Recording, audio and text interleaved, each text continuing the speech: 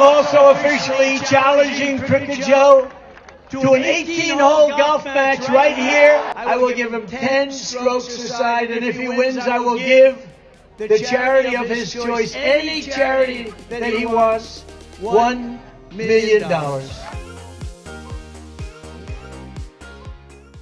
Donald Trump had a rally yesterday in Miami. No, he didn't announce that Marco Rubio was his running mate, but there was a lot of speculation that he would. Who is his running mate going to be? I think he might make the announcement this Friday. By the way, 4 years ago, strike that, 8 years ago, in 2016, it was the Friday before the convention when Donald Trump tweeted that it was going to be Mike Pence. Just letting you know. Time's a ticking. It's going to happen any day now. Who will it be? Will it be Marco Rubio, J.D. Vance? Will it be Doug Burgum? Will it be Glenn Youngkin? Will it be Tim Scott? Will it be nobody anybody's even thinking of? We don't know.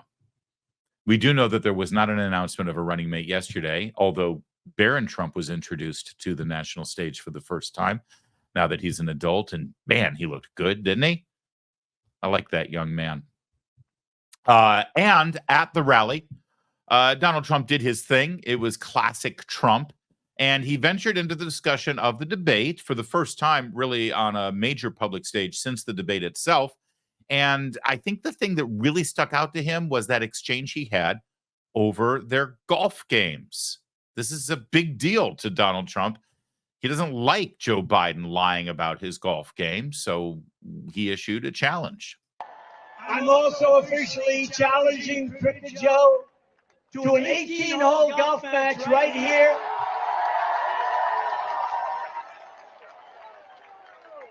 On Doral Blue Monster, considered one of the greatest tournament golf courses anywhere in the world, one of the great courses of the world.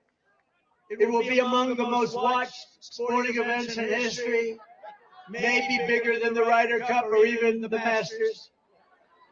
And I will even give Joe Biden 10 strokes aside. 10 strokes, that's a lot. That means 20 strokes in case you don't play golf. I will give him 10 strokes aside, and if he wins, I will give the charity of his choice, any charity that he wants, $1 million. And I'll bet you he doesn't take the offer. I would bet he, because he's all talk. There's so much I love about this, not least of which that President Trump decided to use this moment not just to issue the golf challenge, but to promote his golf course, probably broadcast on multiple stations worldwide.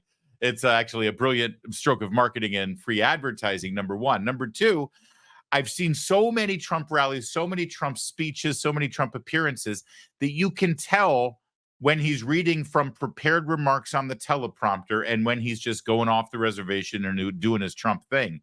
This was written out. So the reason I love this is that Donald Trump, along with his speechwriters, decided, listen, I want a whole thing where I officially challenge Joe Biden to a golf match. You would think that Donald Trump challenging Joe Biden to a golf match would just be an off-the-cuff sort of ad lib that Trump would do. But no. He made it clear that he wanted this in the speech, in the teleprompter. Let's lay it out there. We're doing this thing. He spots him 10 strokes. And then he says he wants to do, if he loses, he'll donate $1 million to Joe Biden's favorite charity, which, by the way, if you don't know this, I did some research.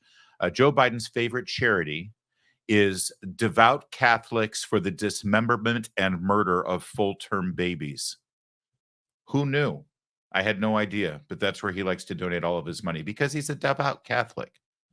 God bless him. So the challenge was issued. And of course, the Biden campaign responded in, well, exactly the way you would expect them to respond.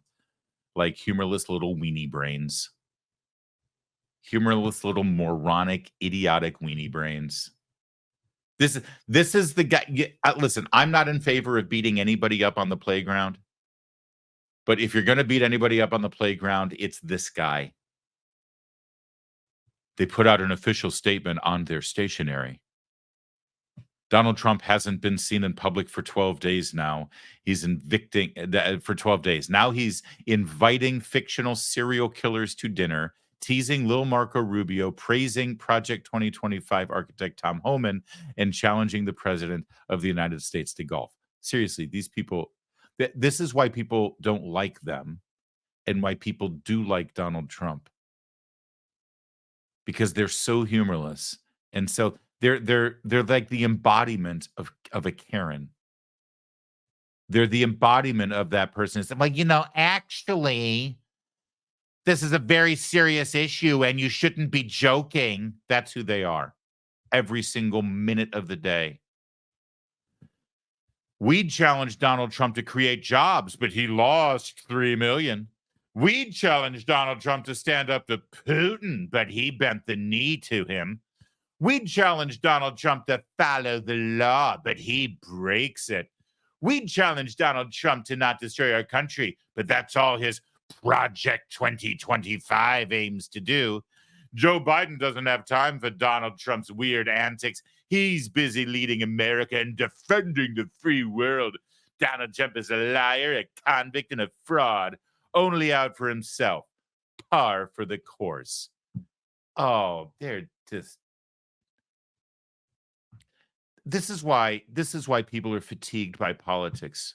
Gone are the days. Remember when you see this clip of Ronald Reagan? They always say, "Oh, wouldn't it be nice if they could have a bourbon?" Ronald Reagan and Tip O'Neill used to debate all the time, and then they'd have a bourbon, which is actually sort of apocryphal. I think they maybe had drinks once.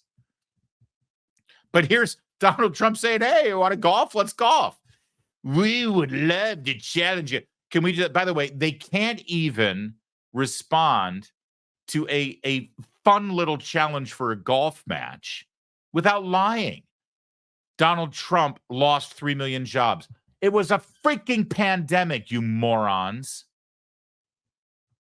That's not a lost job. Anthony Fauci lost the jobs when he spent American taxpayer monies to the Wuhan lab to develop the freaking COVID-19.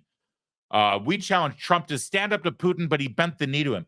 Putin's first incursion into Ukraine was the Crimean Peninsula under Barack Obama, and the Obama-Biden administration literally did nothing. They sent the people of Ukraine used underwear and socks.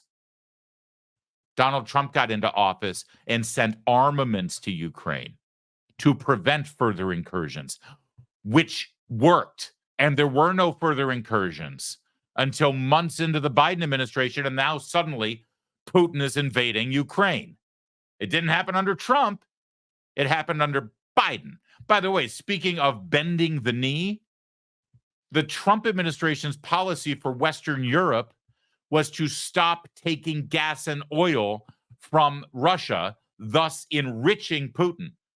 They wanted Europe to be energy independent or to get their energy from America, a friendly nation, instead of being beholden to Russia. Biden got into office, reversed that policy, stopped drilling in America, drove the price of oil and gas up, enriching Vladimir Putin and funding his war machine. Who's bending the knee to who here, you jackholes? Sorry, I don't mean to get animated here. I know it's just a friendly golf challenge, but they're lying. We challenged Donald Trump to follow the law, but he breaks it. The number one advisor to Joe Biden right now is a recently convicted felon named Hunter. He was convicted on a gun charge because of his crack addiction. But no, please take the moral high ground on the law. The other reason this is kind of ironic is because it was Joe Biden who issued the challenge to golf in the first place. Just like they issued the challenge for the debate in the first place. Here he was under a tough line of questioning from Stephen Colbert at a fundraiser in New York earlier in the year. Raleigh, Saginaw, Milwaukee, Phoenix, Vegas, Atlanta, the Philly suburbs, Manchester, Dallas, and Houston. Donald Trump, as far as we can tell, has just been trying to win a third championship at his own golf course. My question to you, sir, can voters trust a presidential candidate who has not won a single Trump International Golf Club trophy? At long last, sir, have you no chip shot? Well, look, I'd be happy to play. I told him this before when he came into the Oval, before he got sworn in. I said, I'll give you 3 strokes if you carry your own bag.